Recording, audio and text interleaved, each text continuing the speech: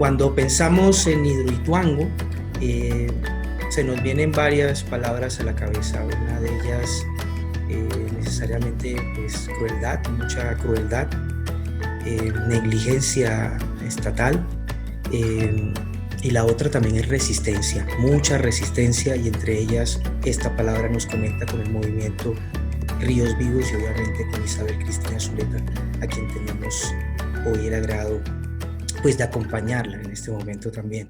Isabel Cristina, ¿cómo estás? Bueno, muchas gracias por la invitación aquí en una situación difícil, en una emergencia continuada, en una superposición de muchas crisis, pero bueno, resistiendo y trabajando para que esta situación cambie. Bueno, en relación a este tema, me gustaría como conectar una pregunta.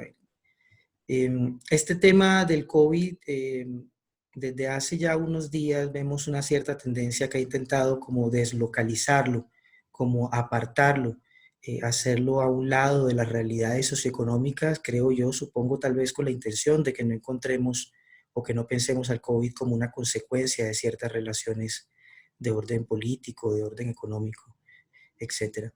Eh, ¿Cuál es la mirada que tienen desde el movimiento Ríos Vivos del COVID?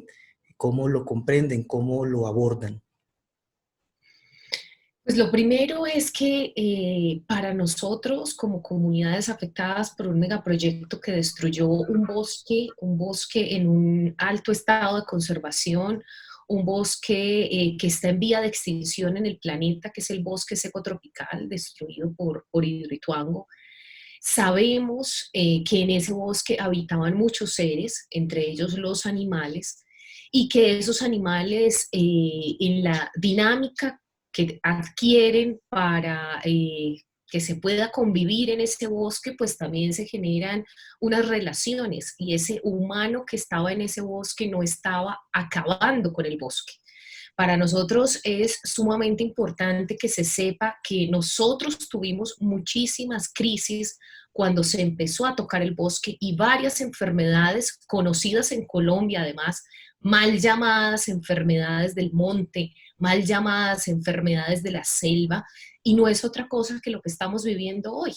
Entonces, la leishmaniasis, catalogada en Colombia como una enfermedad del monte, que la vivimos en muchos municipios que estamos cercanos a zonas muy boscosas, sabemos que cuando se toca el bosque, pues se dispara la leishmaniasis.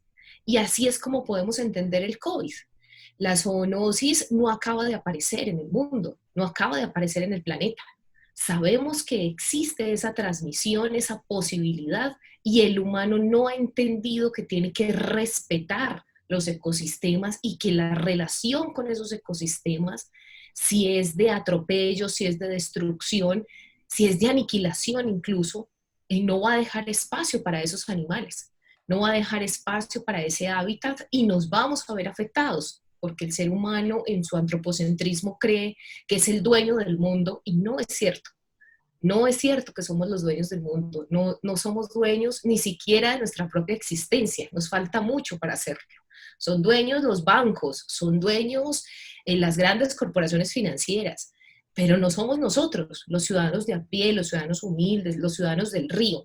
Entonces, para nosotros es evidente que es una demostración de que está llegando el límite del humano penetrar y destruir esos ecosistemas y está afectándose a sí mismo y está afectando a millones de personas, y esto se está saliendo de control, como se salió de control Hidroituango. Porque por la misma razón, por la misma falsa pretensión de dominar la naturaleza. Ellos dijeron que no iba a pasar nada, que podían controlar esas fallas geológicas, como si las fallas geológicas acabaran de aparecer. Las fallas geológicas están antes que nosotros. La formación de esas montañas, de esas cadenas de montañas, porque no son montañas aisladas, están antes que nosotros, que nuestros antecesores, que nuestros tatarabuelos. Hay fenómenos geológicos que nosotros los conocemos por la historia oral, que ocurrieron hace más de 1500 años, 1200 años. Y la gente tiene memoria oral de lo que ocurrió en ese territorio, de grandes movimientos en masa, de grandes derrumbes, de represamientos naturales del río, de un comportamiento vivo de esas montañas. Entonces, para nosotros esto es una demostración más de que el humano tiene que parar, tiene que frenar. El planeta no es que se va a salvar por nosotros, no, el planeta nos expulsa a nosotros. Nosotros somos los que le estamos estorbando. Nosotros no vamos a salvar a nadie. Tampoco, como decíamos en estos días, no es que el río le demos derechos. No, el río toma decisiones. El río nos da derecho a nosotros, nos da permiso de estar ahí, de barequear para los compañeros, de pescar, pero él decide cuando no se pesca. La naturaleza toma sus decisiones y eso es lo que nos está demostrando el COVID, que se están tomando esas decisiones, que no lo queramos entender, que esas pretensiones financieras y economicistas quieran decir que ahora lo que hay es que salir abrumadoramente, acelerar esto porque perdimos un montón, pues lo que van a hacer es que se van a encontrar con otra situación que es mucho peor que el COVID. Y nosotros la hemos vivido, como les contaba ahorita, no en una población muy pequeña, 250 enfermos cuando se empezó a tocar el bosque de lesmaniasis en un pueblito chiquito donde no había habido sino 2 casos, de un momento a otro 250 casos, 5 muertos. Nadie habló de eso. Nadie habla de qué pasa cuando queman las selvas en el Amazonas, de qué está pasando en este momento, pero que ocurren situaciones drásticas, por supuesto que sí.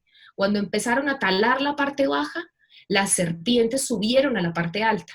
Y los biólogos expertos le decían a la gente, no, esa serpiente no sube por allá porque solo está hasta tantos metros sobre el nivel del mar. Y entonces, ¿cómo me picó? Aquí no hay suelo antiofídico, aquí no hay cómo resolver este tipo de situaciones porque eso no pasaba. Entonces los micos se están comiendo la gente, se están comiendo la comida de la gente.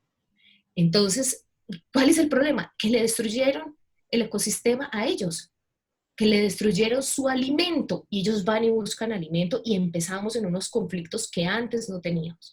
Eso es lo que nosotros vemos que está pasando y como lo hemos vivido, digamos, en carne propia, sabemos qué pasa cuando se destruye un ecosistema, sabemos qué sucede después cuando quieren ocultar toda la realidad, que ese es el paso que viene con el COVID. No, es que eso no fue por eso, fue por otro.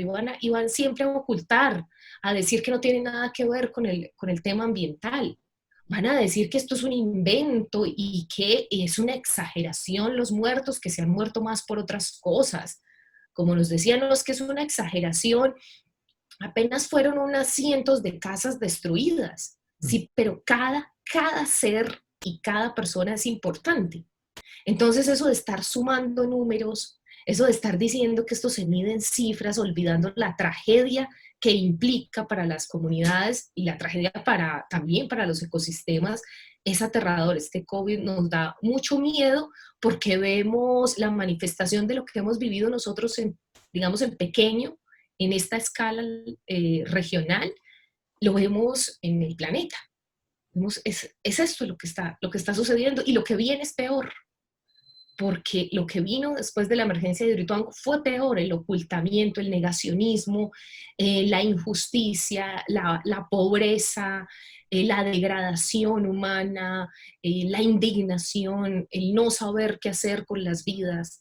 Realmente es una situación desesperante y nosotros hacemos ese paralelo todo el tiempo de lo que está sucediendo. Nos dejaron encerrados en las casas, estamos confinados, eso nos hicieron, declararon la zona en emergencia, igual. No nos permitieron movilizarnos, no nos permitieron protestar, las medidas fueron arbitrarias. Nosotros interpusimos todas las denuncias, los recursos, no nos dejaron decir nada. Hoy, ¿qué está viendo? Un control absoluto de las comunidades. ¿Podemos salir a protestar? No. Lo mismo nos pasó a nosotros en el 2018 en medio de la emergencia. No, es que en medio de la emergencia no se puede. Y entonces, ¿cuándo? Si lo estamos viviendo ya, ya tenemos que manifestarnos. Entonces sí vemos que aquí hay muchos parecidos a una escala global con lo que nosotros hemos tenido que vivir en el territorio. Y le sumamos la violencia. La violencia ha continuado. en esta situación del COVID. En la situación de Hidroituango la violencia continuó, o sea, solo a unos nos reprimen, solo a unos nos dicen qué es lo que tenemos que hacer, pero los grupos al margen de la ley, los grupos criminales, los grupos que violan los derechos, ahí siguen con toda libertad transitando por todo el territorio, sin ningún tipo de control, y estamos en cuarentena. Hay enfrentamientos permanentes entre los grupos al margen de la ley. En medio de la emergencia de Hidroituango seguían los enfrentamientos, seguía toda la situación de violencia, las desapariciones forzadas, los asesinatos de nuestros compañeros en medio de la emergencia, los asesinatos de líderes sociales en cuarentena, ¿cuántos van? Entonces, claro, la cuarentena y todo el tema del COVID sirve para ocultar también lo otro que está viviendo el país, también ese drama, en esa violencia a gotas que nos ha mantenido durante tantos años enceguecidos sobre los reales problemas, y el tema del COVID también le ha servido al gobierno para frenar movilizaciones sociales que teníamos planeadas, que tenían fecha, que ya teníamos pliego de peticiones, que íbamos a salir a las calles. Entonces le sirve mucho a los instrumentos de poder y de dominación este tipo de situaciones donde se les facilita sus abusos. Me haces pensar de alguna forma, encuentro que hay también hay una necesaria interpelación con las prácticas de Estado, de gobierno, frente a estos escenarios. Nos preocupa muchísimo cómo vemos como en Estados Unidos, por ejemplo, un presidente como Trump toma unas decisiones cada vez rayan más en lo absurdo, si no es que ya lo son, similares a las de Bolsonaro en Brasil, similares a las de Piñera en Chile, el desastre que tiene y el que hoy vive nuestra hermana República de Ecuador. Si tenemos un escenario, digámoslo, de pandemia que pensamos también en la medida de que la sociedad civil y las organizaciones sigan tejiendo con vehemencia su accionar, pueda generar una afectación, puede ser también de orden político. Hoy tenemos, hace ya unos años, ¿cierto? A los últimos años vimos un contragolpe de las facciones más de ultraderecha en América Latina tomándose los poderes, entre ellos nuevamente Colombia, que Colombia es casi como un escenario de repetición de estas prácticas. Bien, frente a eso, el abordaje de la ciudadanía respecto a la interacción, al diálogo, a la crítica, al accionar con los gobiernos.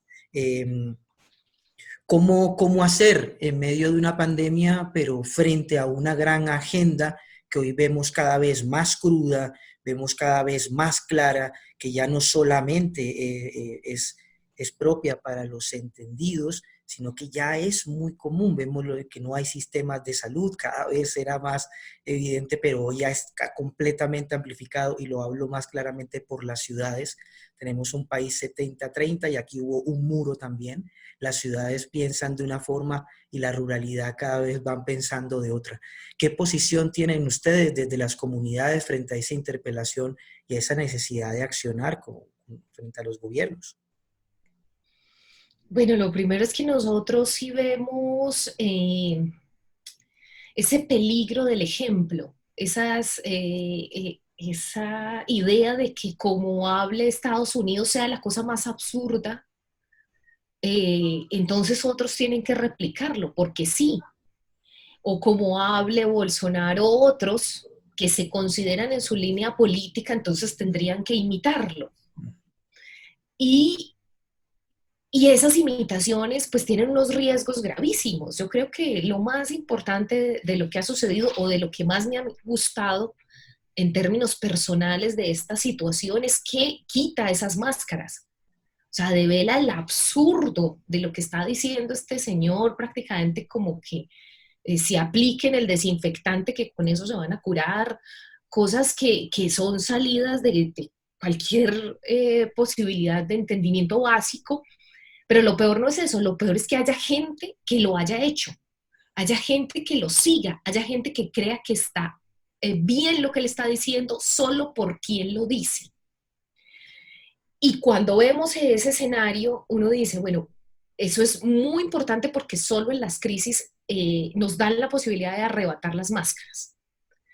Nosotros hemos insistido en la necesidad de arrebatar las máscaras. Hay que hacer un trabajo de desenmascarar a esos políticos y las respuestas a la crisis nos ayudan muchísimo. O sea, hoy tenemos absolutamente claro cómo responden los gobiernos locales, regionales y nacional, quién toma las decisiones a nivel nacional, que no se sabe realmente porque no hay decisiones, o sea, hay un montón de medidas que protegen a los sectores empresariales, pero no hay decisiones, hay una completa confusión, son más decretos que la gente no alcanza ni a leérselo. O sea, no alcanzamos a leernos y nos pusiéramos a leer todos los decretos, porque lo que quieren no es solucionar las cosas, sino enredar. Cuando uno tiene que sacar tanta norma, es porque realmente no quiere solucionar el problema.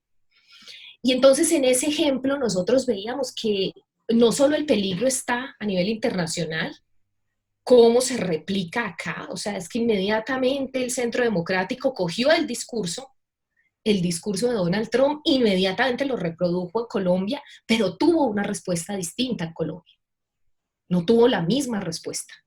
A no ser que no me haya enterado, no conocí casos de que en Colombia pues hayan llegado a consumir el, anti, el desinfectante y llegar a un hospital como si hubo casos en Estados Unidos. Pero digamos que aquí ya llega filtrado. Si hay un ejemplo, hay una réplica y ese filtro es importante como para que la sociedad también vaya recabando elementos de lo absurdo que pueden ser esos discursos simplemente por replicar. Pero también me llamó mucho la atención porque en mi municipio, en el municipio de Ituango, no en Antioquia, no en el departamento, ni en Medellín, sucedió, sino que la alcaldesa de Bogotá, que uno esperaría que precisamente por su identidad sexual fuera otra cosa, con lo del pico y género, un completo desastre y que, por ejemplo, porque lo hace Bogotá, entonces hay que hacerlo en un pequeño pueblo, en un pueblo muy alejado, entonces eso es el ejemplo también. Entonces pasa al interior del país, pasa con el extranjero y ¿qué sucede aquí? Que se vuelven más arbitrarias las medidas. Entonces cuando un joven le dice al inspector de policía, le dice, no, es que yo todavía no he decidido, es que yo estoy decidiendo. ¿Cómo se resuelve eso en un pueblo donde todo el mundo se conoce? Eso es un atropello al proceso de esa persona, a ese proceso de construcción de su identidad, de ese respeto que tienen que tener. ¿Y cómo se dio? Por ejemplo, seguramente ella no sabe que eso está sucediendo, pero los mandatarios tienen que aprender, tienen que saber que sus acciones, por acción o por omisión, tienen efecto, y tienen efectos que pueden llegar a ser perversos, a las violaciones de derechos, como lo tiene cualquier ciudadano en el país, no porque se les ocurrió que era muy buena idea, pero resulta que en un municipio hay más arbitrariedad, ahí no tenemos todas las tecnologías, no hay conexión a internet, no hay manera de grabar un video para reportar siquiera el atropello de lo que le están diciendo. No es que como yo lo veo hombre, entonces usted debe salir el Día de los Hombres. Pues que no se trata de cómo me ve usted. Pero esas discusiones no se alcanzan a dar ahí. No alcanzamos a darlas en ese escenario. Y lo otro es que también es muy interesante lo que dices, porque las respuestas al Estado, nosotros en medio de estas situaciones apenas alcanzamos a detectar, pero por los años que llevamos en esta lucha, los abusos de poder. O sea, son los escenarios perfectos para el abuso de poder, para la exacerbación de abusos de poder que ya prácticamente están instalados y sobre todo que la gente los aprueba con facilidad.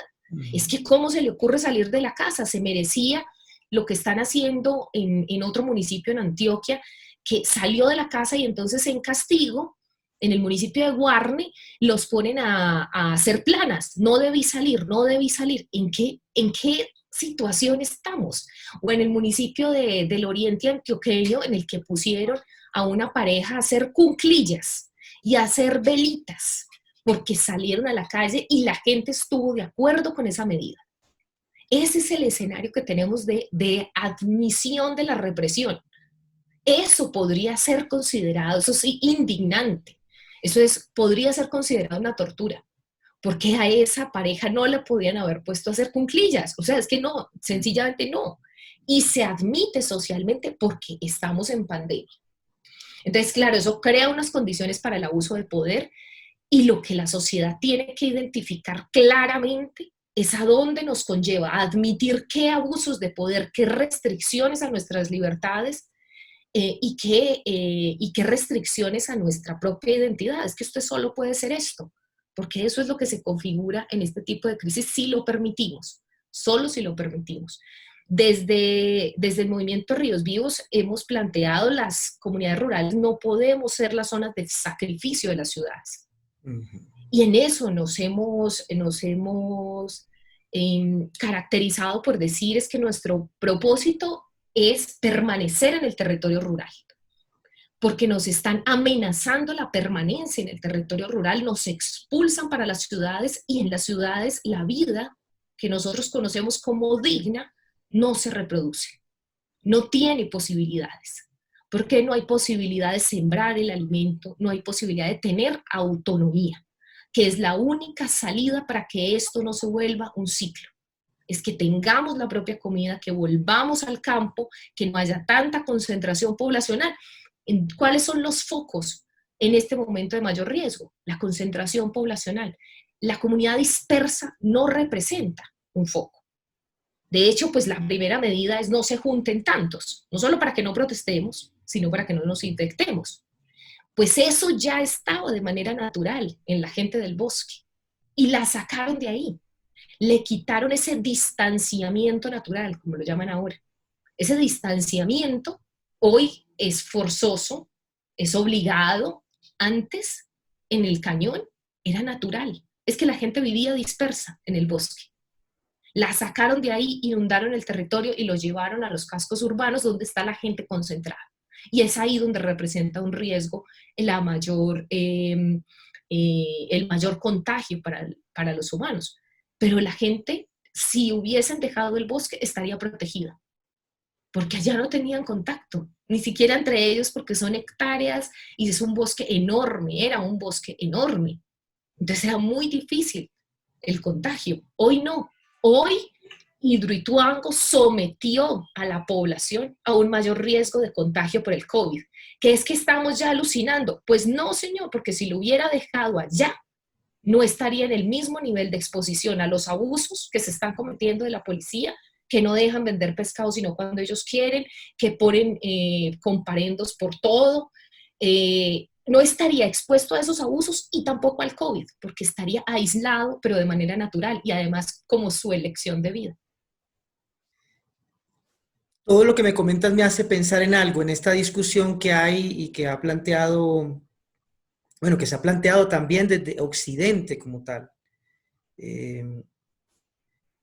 Hay unas tendencias filosófico-políticas, etcétera, que plantean que este es un momento muy importante para poder avanzar en acciones democratizadoras de la felicidad.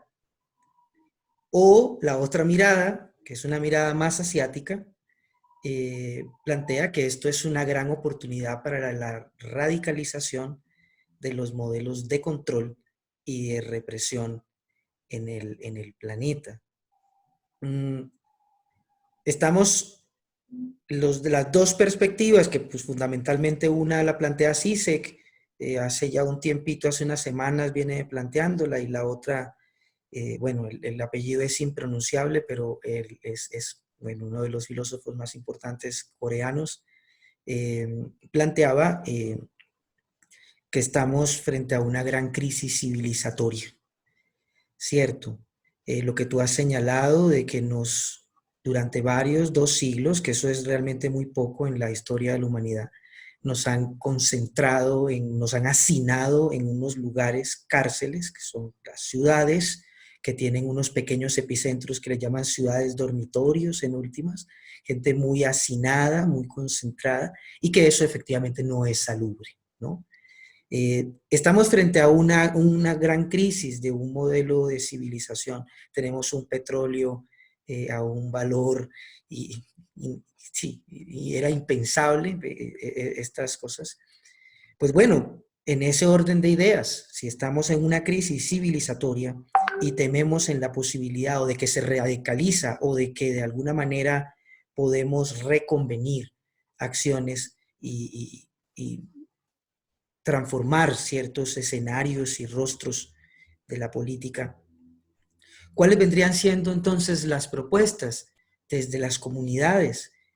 Tú has señalado algo acá, la idea no es tanto hacer de las ciudades un jardín, sino es reorganizar esta distribución también poblacional. Estamos hiperconcentrados a 70-30.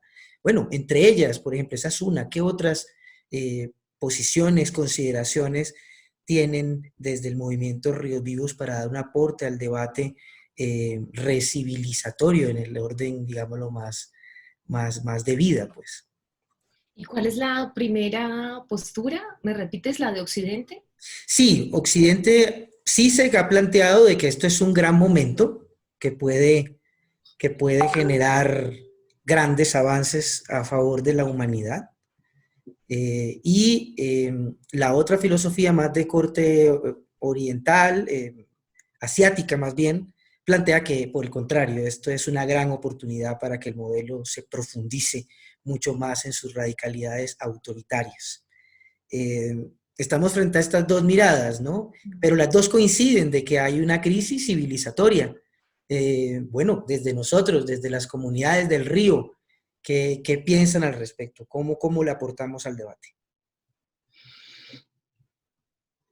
Bueno, nosotros estábamos así en un momento en el que conversábamos y decíamos, nosotros venimos de unas crisis, de la crisis de la violencia sociopolítica que inicia hace muchos años en Ituango, con la creación incluso en el mismo territorio de Ituango de una guerrilla que fue muy importante, el EPL, después con la presencia de 4 frentes guerrilleros en todo el territorio, después la llegada de los grupos paramilitares, después la falsa desmovilización de los grupos paramilitares, más grupos paramilitares.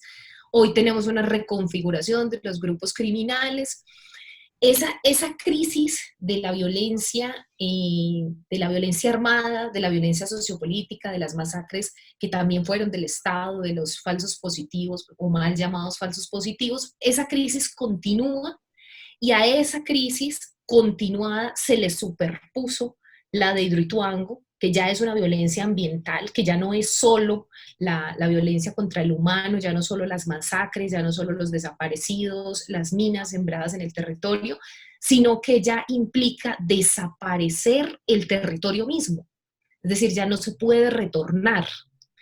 Y ahí fue donde entendimos esa escala, porque si bien muchos fuimos desplazados, pues siempre hay una esperanza, ¿cierto? De que podemos regresar al territorio y por más que hayan ocurrido cosas aterradoras en ese territorio, si uno tiene el arraigo, uno quiere volver, uno quiere ver ese paisaje y sigue teniendo ese amor por esa tierra, pero si está destruida, si está inundada, pues no se puede, sencillamente no hay espacio en el cual habitar.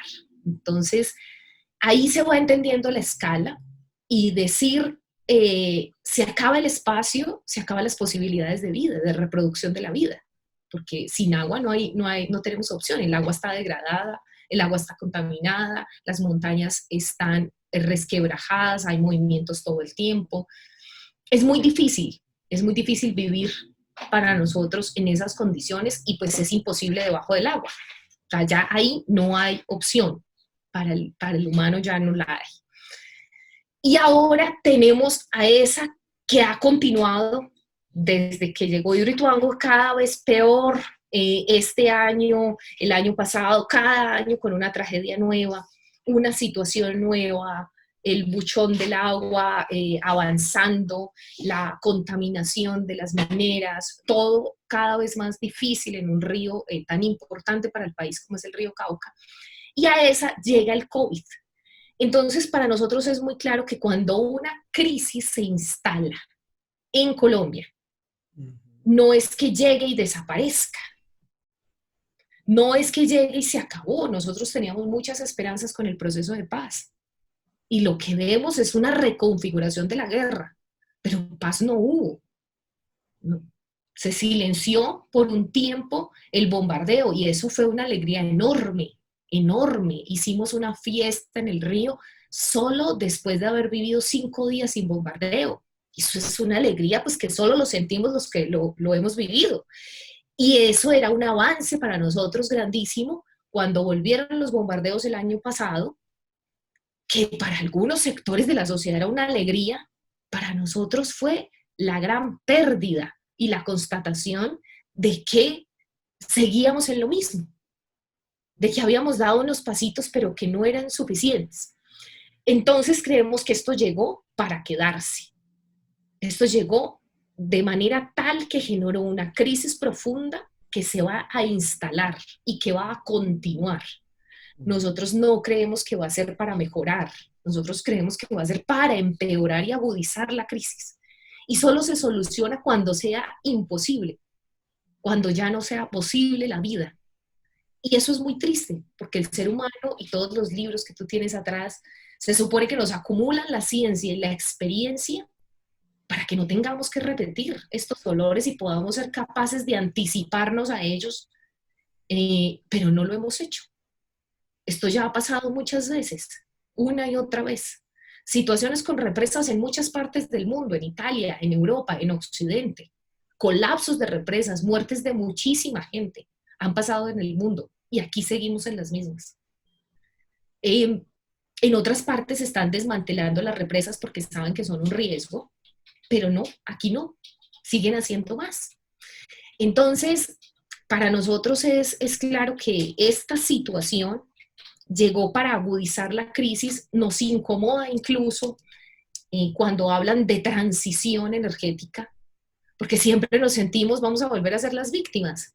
O sea, y nos hemos molestado realmente, porque hablan de transición y entonces, ay no, ya, la era del petróleo, y nosotros siempre con el miedo, no, ahora van a hacer más represas, se van a ir detrás de nosotros, como si no tuviéramos con esta, nos van a poner otra y van a estar detrás de las comunidades en donde su territorio tiene fuentes hídricas o detrás de las comunidades donde tienen minas de litio, que son las que cargan esas baterías que a ellos les parecen ecológicas y que les parece la alternativa y que les parece la transición. Nosotros creemos que no hay que transitar a ningún lado, que esto no da tiempo para transitar nada, porque es que la gente que no tiene comida hoy no puede esperar a transitar mañana, tiene que solucionarlo hoy y tiene que resolverlo hoy, y la gente hoy sabe que los grupos criminales en medio de esta pandemia están controlando las fuentes hídricas. Y eso tiene implicaciones y se va a notar cuando salgamos de esta situación, cuando ya no podamos retomar los nacimientos de esas fuentes hídricas que extrañamente el Estado no puede controlar. Pero los grupos criminales sí, ahí están diciéndole a la gente, no, no puede venir aquí, en plena época de sequía. Pero es que no podemos tener opción, o sea, no la tenemos. El ser humano tiene que tomar agua, no tiene opción, tiene que respirar, tiene que comer. Entonces, con esos asuntos que son inamovibles, que no los podemos ni discutir ni conversar, no, es que no puedes decidir no respirar, o sea, no se puede. No lo puedo negociar con nadie si respiro más, si respiro menos. Y por eso es que creemos que esto es una profundización de la crisis, que nos alienta en la medida en que nos dice estamos en el camino del pensamiento correcto, porque siempre nos han dicho los más pesimistas, no es que ustedes no miran otras opciones, no son mediadores, o nos han dicho los radicales, o los ambientalistas yihadistas, nos dijeron una vez, bueno, ese montón de cosas, y hemos dicho, es que es así. O sea, cuando uno tiene la tosudez de la realidad, la contundencia de vivirla, pues le queda muy poco espacio para las posiciones intermedias, para las que es más o menos, no, transitemos hacia dónde, si ya no hay lugar, ¿para dónde te vas a ir? El aire contaminado de Bogotá viaja, lo que contaminen en Bogotá no es solo para los bogotanos, lo que contaminen en Medellín no es solo para los de Medellín. ¿Por qué? Porque las corrientes de aire hacen que ese veneno viaje por todas partes y tendrían que ser responsables de ese veneno, no solo para sus propios ciudadanos, sino a todos los que están enfermando. Y la prueba también que da esta pandemia es que no hay fronteras. En Medellín no entendían por qué, porque como siempre se han creído una isla, no entendían por qué sin carros había tantos índices de contaminación, que estaba en rojo los indicadores, pues sencillamente porque no son una isla. O sea, puede no haber carros, el problema no es que no haya carros, el problema es que todo el planeta está interconectado, que el río Cauca no pasa por todos esos departamentos, por 8 departamentos, y que entonces deja de ser el río Cauca cuando pasa entre Antioquia y Córdoba y Bolívar, y entonces es el mismo río. El río Amazonas no es el Amazonas de Colombia, el Amazonas de Brasil, no, es el río Amazonas y no tiene fronteras, los ríos atmosféricos no las tienen, y al ambiente no le importa un pepino nuestras ideas de fronteras. O sea, viaja de muchísimas maneras. Y eso lo ha demostrado la pandemia, lo ha demostrado el coronavirus. eh, y creo que si no entendemos eso es que no hemos entendido absolutamente nada. Porque las fronteras ya se eliminaron. O sea, ¿de qué nos sirven las fronteras? ¿Cerrar el aeropuerto? Cerrar, sí, están cerrando. Y igual iba a llegar, más tarde o más temprano.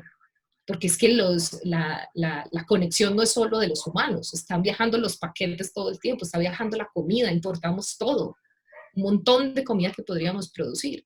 Entonces iba a llegar más tarde o más temprano, pero en ese mundo interconectado, pues lo que se demuestra es precisamente que la invención humana de las fronteras es una mentira y hace parte de la necesidad de radicalizarnos. Es que nosotros no nos debemos permitir posturas intermedias. O sea, no es si más o menos me cortan el árbol, si cortó el árbol, lo cortó. Y acabó con una especie, acabó con un montón de vidas que dependían de ese árbol. Es para el campesino, para el pescador, que es un cazador del agua, para el habitante del bosque, a veces en su pragmatismo de la vida, yo siento que esa filosofía de la contundencia y de decir, esta gente la pasa pensando mucho y aquí las cosas son así. Correcto. Bueno, yo creo que hay varios temas muy importantes que has señalado acá y que de alguna manera van en el tejido de este esfuerzo que hemos querido comenzar a impulsar a través de Voces frente al COVID, que es eso, precisamente un escenario coral.